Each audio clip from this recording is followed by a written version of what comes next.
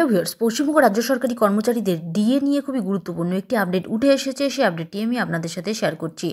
আপনি যদি একজন পশ্চিমবঙ্গের রাজ্য সরকারি কর্মচারী হয়ে থাকেন তাহলে ভিডিওটি আপনার জন্য হতে চলেছে খুবই গুরুত্বপূর্ণ। তাই ভিডিওটি মাঝে থেকে কোথাও 1 সেকেন্ড স্কিপ করবেন না, প্রথম থেকে শেষ পর্যন্ত অবশ্যই দেখবেন। চ্যানেলে প্রথমবার হয়ে থাকলে অবশ্যই চ্যানেলটিকে সাবস্ক্রাইব করে নোটিফিকেশন বেলটি এখনই অন করে রাখুন এরকম ডিএ সংক্রান্ত খবর সবার আগে পাওয়ার জন্য। তো পশ্চিমবঙ্গ রাজ্য সরকারি কর্মচারীদের ডিএ নিয়ে কি দুর্দান্ত ঘোষণা করা হয়েছে চলুন এক নজরে দেখে নেওয়া যাক। 10% ডিএ দিতে রাজি মমতা বন্দ্যোপাধ্যায়, রাজ্য সরকারি কর্মীদের জন্য দুর্দান্ত ঘোষণা।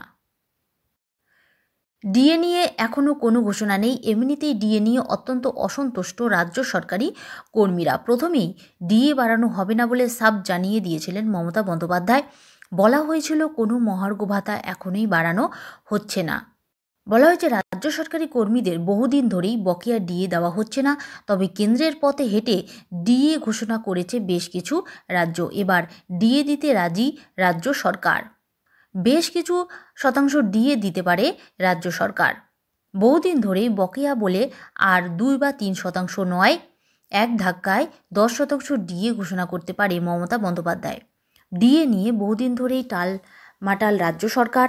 এবার সব শেষে রাজ্য সরকারি কর্মীদের খুশির খবর দিতে পারেন মমতা বন্দ্যোপাধ্যায়। যদি সব ঠিকঠাক থাকে তবে আসন্ন ফেব্রুয়ারি মাস থেকেই বড় অঙ্কের ডিএ যোগ হতে পারে সরকারি কর্মীদের ব্যাংক অ্যাকাউন্টে। এই মুহূর্তে পশ্চিমবঙ্গ রাজ্য সরকারি কর্মচারীদের জন্য খুবই গুরুত্বপূর্ণ আপডেট। ডিএ নিয়ে বহুদিন ধরেই টালমাটাল ছিল রাজ্য সরকার।